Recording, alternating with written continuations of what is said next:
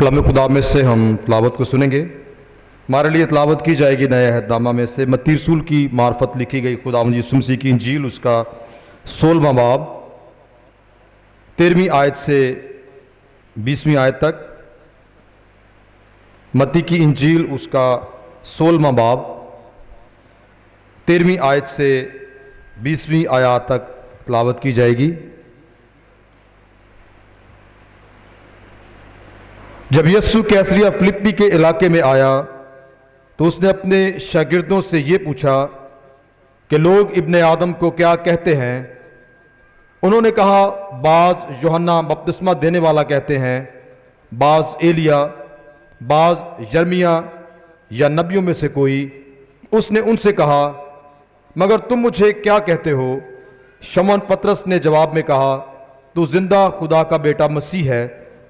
यीशु ने जवाब में उससे कहा, मुबारक है तू शमौन बरयूना, क्योंकि ये बात गोश्त और खून ने नहीं बल्कि मेरे बाप ने जो आसमान पर है तुझ पर जाहिर की है। और मैं भी तुझसे कहता हूँ कि तू पतरस है और मैं इस पत्थर पर अपनी कलीसिया बनाऊंगा और आलम अरवा के दरवाजे उस पर गालिब ना आएंगे। मैं आसमान की बादशाही की कुंजियाँ तुझे दूंगा और जो कुछ तू ज़मीन पर बांधेगा वो आसमान पर बंधेगा और जो कुछ तू ज़मीन पर खोलेगा वो आसमान पर खुलेगा। उस वक्त उसने शागिर्दों को हुक्म दिया कि किसी को ना बताना कि मैं मसीह हूँ। कलाम खुदा का पढ़ा और सुना जाना हम सब के लिए बरकत का बाइस हो, आमीन।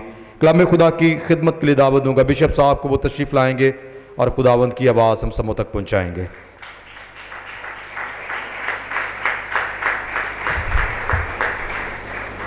शुक्रिया। खुदावंद यीशु मसीह के नाम में आप तमाम अजीज़ों की सलामती हो। मेरे लिए आज बड़ी खुशी की बात है। तशरीफ़ रखें। मैं खुदावंद का शुक्रगुजार हूँ आज के इस दिन के लिए जो खुदावंद ने हम सबों की ज़िंदगी में दिया।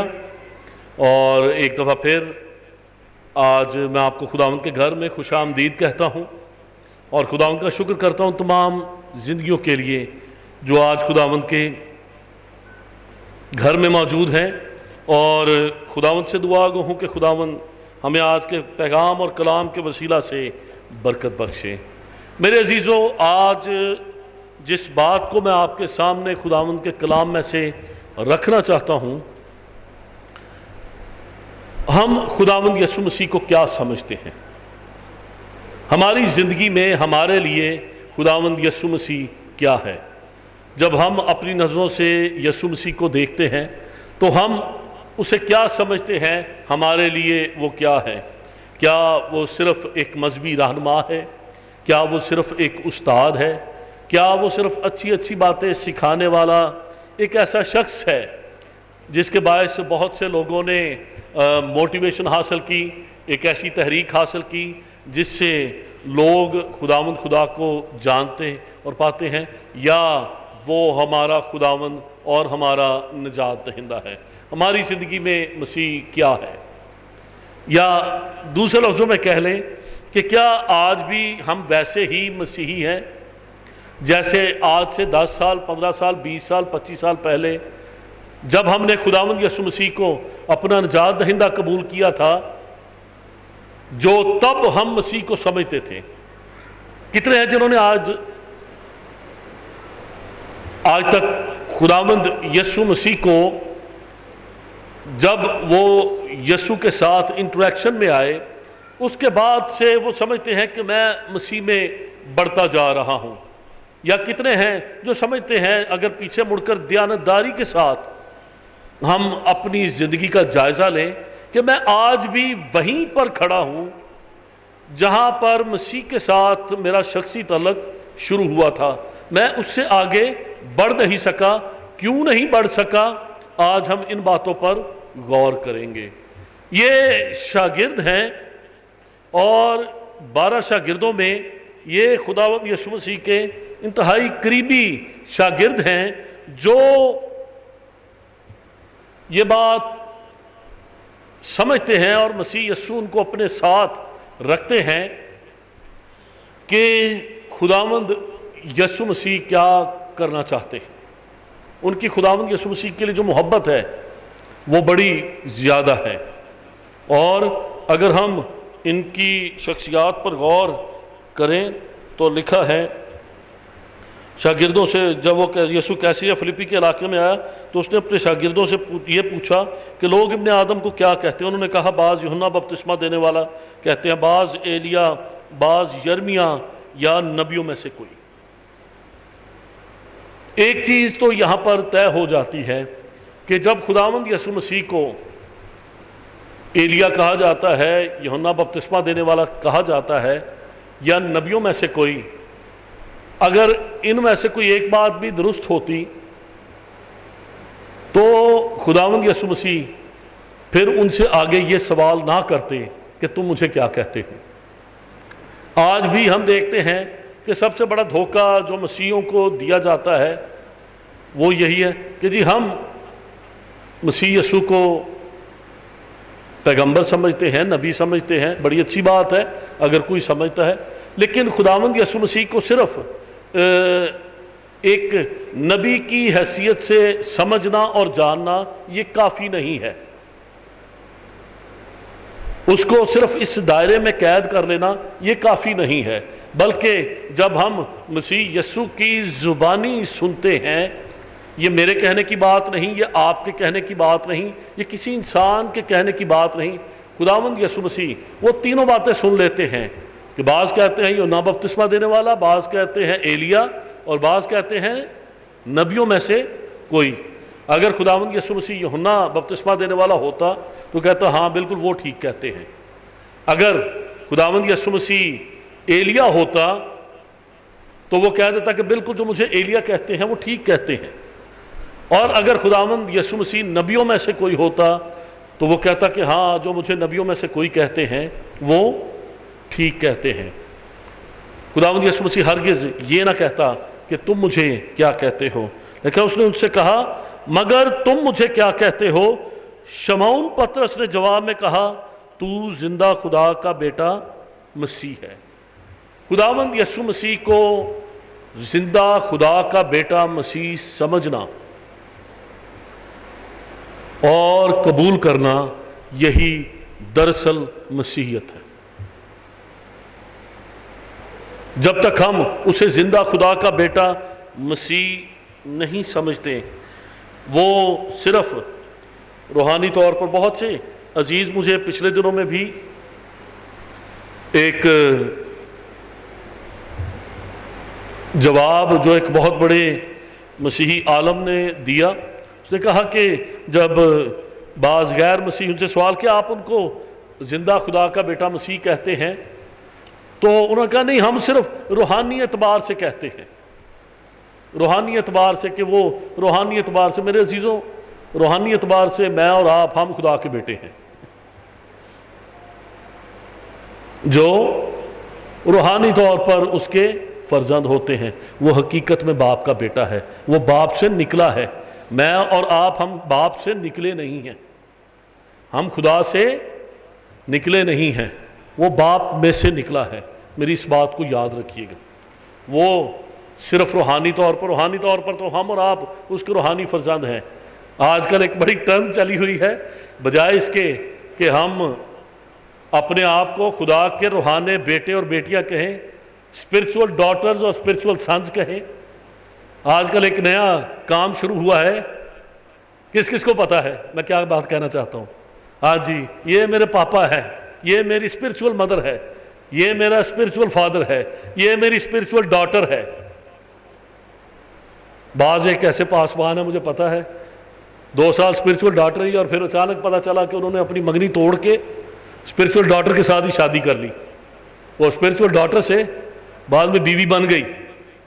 میرے عزیزوں ہمیں بائبل مقدس میں کسی انسان کا دوسرے انسان کو اسپرچول فادر، اسپرچول ڈاٹر، ماما، پاپا، اس طرح کے رشتوں کا کوئی ذکر نہیں ملتا. اور جن لوگوں کا یہ ذکر ملتا ہے کہ انہوں نے کسی کو اپنا مالک، اپنا پیشوا، اپنا بزرگ سمجھا تو پھر اس میں قائم رہیں. یہاں پر خداوند یسوع مسیح ان سے سوال کرتا ہے کہ تم مجھے کیا سمجھتے ہو؟ تو پطرس یہ جواب دیتا ہے کہ تو زندہ خدا کا بیٹا مسیح ہے۔ یسوع نے جواب میں اسے کہا، مبارک ہے تو شمعون بر یونا، کیونکہ یہ بات خون اور گوشت سے نہیں بلکہ میرے باپ نے جو آسمان پر ہے تجھ پر ظاہر کی۔ اگر کوئی شخص یسوع مسیح کو زندہ خدا کا بیٹا مسیح نہیں کہتا تو یہ سمجھ لے کہ اس پر ابھی تک خدا کا فضل نہیں ہوا۔ یہ بات خون اور گوشت نہ سمجھ سکتا ہے، نہ سمجھا سکتا ہے، نہ اپنے آپ سے کہہ سکتا ہے۔ یہ اس وقت ہوتا ہے جب آسمانی باپ کسی کے اوپر اس بات کو ظاہر کرتا ہے، وہ اس کے دل میں ڈالتا ہے۔ اور پھر لکھا ہے، اور میں بھی تجھ سے کہتا ہوں کہ تو پطرس ہے، اور میں اس پتھر پر اپنی کلیسیا بناؤں گا، اور عالم ارواح کے دروازے اس پر غالب نہ آئیں گے۔ میں آسمان کی بادشاہی کی کنجیاں تجھے دوں گا، اور جو کچھ تو زمین پر باندھے گا وہ آسمان پر بندھے گا، اور جو کچھ تو زمین پر کھولے گا وہ آسمان پر کھلے گا۔ یہ یسوع نام کی قدرت ہے، یہ یسوع کو زندہ خدا کا بیٹا مسیح ماننے کی برکت ہے۔ جو کوئی شخص خداوند یسوع مسیح کو زندہ خدا کا بیٹا مسیح مانتا ہے، سمجھتا ہے اور اقرار کرتا ہے، اور اس کی بزرگی، اس کی تعظیم اس حساب سے اور اس بات کو اپنے دل میں رکھ کر کرتا ہے کہ یہ زندہ خدا کا بیٹا مسیح ہے، پھر خداوند خدا اسے کیا برکت دیتا، کہتا ہے کہ عالم ارواح کے دروازے اس پر غالب نہیں آئیں گے، اور میں آسمان کی بادشاہی کی کنجیاں تجھے دوں گا۔ آسمان کی بادشاہی کی کنجیاں یہ ایسی چیز ہیں، آپ اٹھا کے دیکھ لیں، کوئی بھی کتاب، کوئی بھی رائٹر، کوئی بھی تھیولوجین، کوئی بھی کسی انسان نے کبھی یہ دعویٰ نہیں، کوئی انسان یہ دعویٰ نہیں کر سکتا سوائے خداوند یسوع مسیح کے کہ میرے پاس آسمان کی بادشاہی کی کنجیاں اور میں تمہیں دیتا ہوں۔ یہ اختیار صرف خدا باپ نے اپنے اکلوتے بیٹے کو دیا ہے، اور لکھا ہے جو کچھ تم زمین پر باندھو گے وہ آسمان پر باندھ جائے گا، اور جو کچھ تو زمین پر کھولے گا وہ آسمان پر کھلے گا۔ اس وقت اس نے شاگردوں کو حکم دیا کہ کسی کو نہ بتانا کہ میں مسیح ہوں۔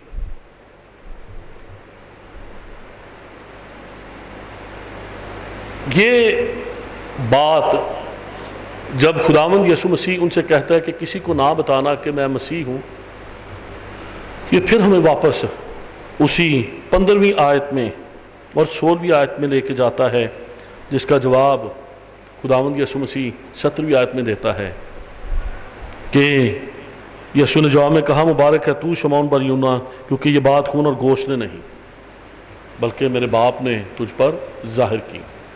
اسی لیے خداوند یسوع مسیح اپنے شاگردوں کو کیا کہتا ہے کہ کسی کو نہ بتانا کہ میں مسیح ہوں۔ جو بات خداوند خدا ظاہر کرتا ہے وہ میرے اور آپ کے بتانے سے ویسے نہیں ہو سکتی۔ یہ خداوند کا ایک خاص فضل ہے۔ میں ایک بات آج آپ کے سامنے رکھ کے پیغام کو اینڈ کروں گا۔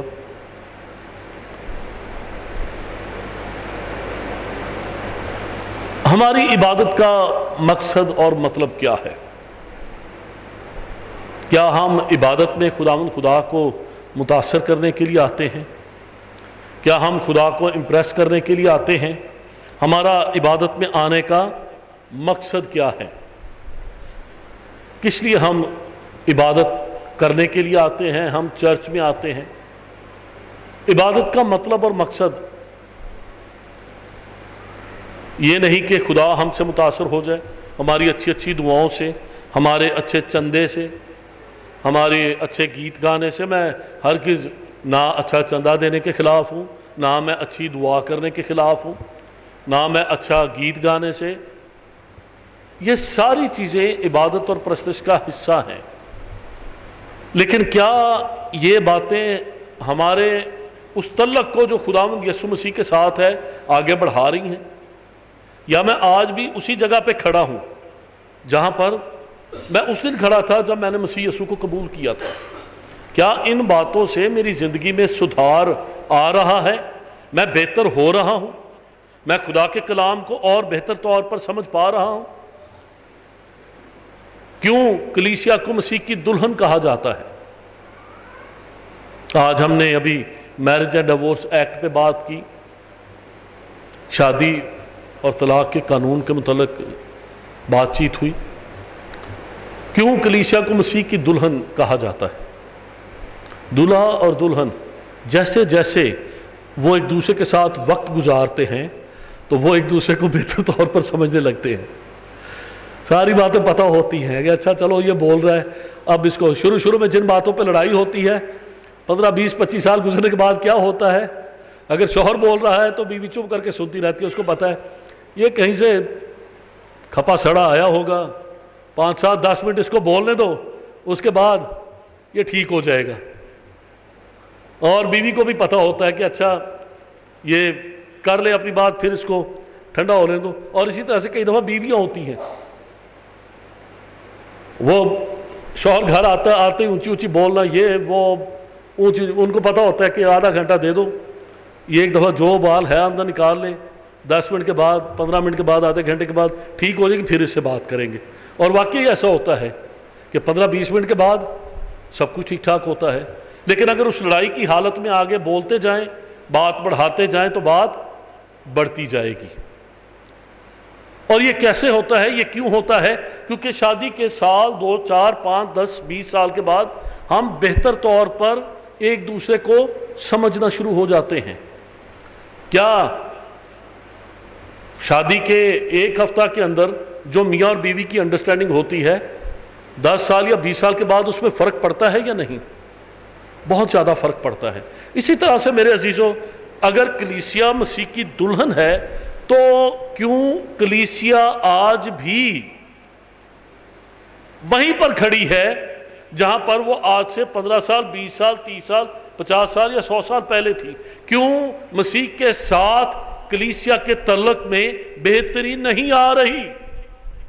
ان وجوہات پر غور کریں۔ ہم کیوں مسیح کو بہتر طور پر نہیں جان پا رہے؟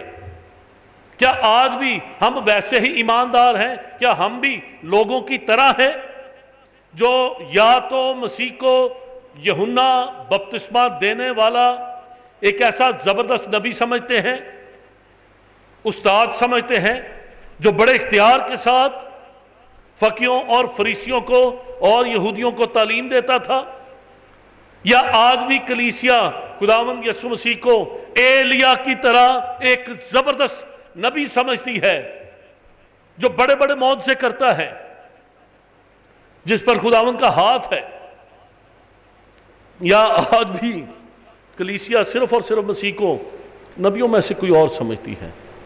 اگر ہماری زندگی میں، اگر ہماری مسیحی روحانی زندگی میں مسیح یسوع آج بھی ان تینوں میں سے کوئی ایک ہے، تو یاد کریں کہ ہم آج بھی اپنے سٹارٹنگ پوائنٹ پہ کھڑے ہیں، یا ہم مسیح کو، خداوند یسوع مسیح کو زندہ خدا کا بیٹا مسیح سمجھتے ہیں؟ کیا ہم اس تعلق میں آگے بڑھے ہیں؟ میرے عزیزوں، ہم مسیح کو کیا سمجھتے ہیں؟ مسیح ہمارے لیے کیا ہے؟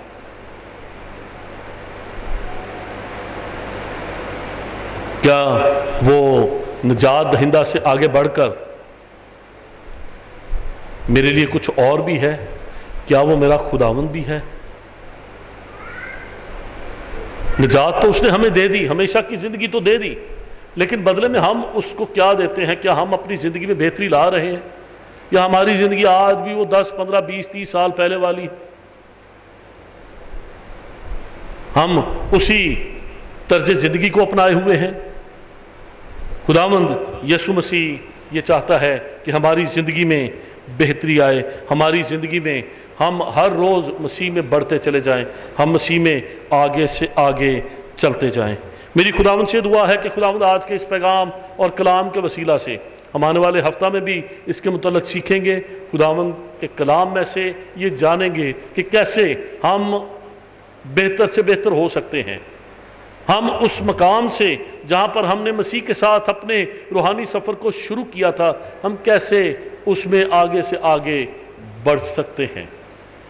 آنے والے اتوار میں جیسے آج ہم نے سیکھا کہ ہم مسیح کو کیا سمجھتے ہیں، مسیح ہمارے لیے کیا ہے، ہم آنے والے ہفتہ میں اس کے متعلق اور بھی سیکھیں گے، اور خود سے خدا تک ہمارا موضوع ہوگا۔ آنے والے ہفتہ میں ہم اس کے متعلق بھی سیکھیں گے کہ کیسے ہم اپنے آپ سے نکل کر خدا کے لیے جیتے ہیں۔ خداوند ہم سب کو آج کے اس کلام اور پیغام کے وسیلہ سے بڑی برکت بخشے۔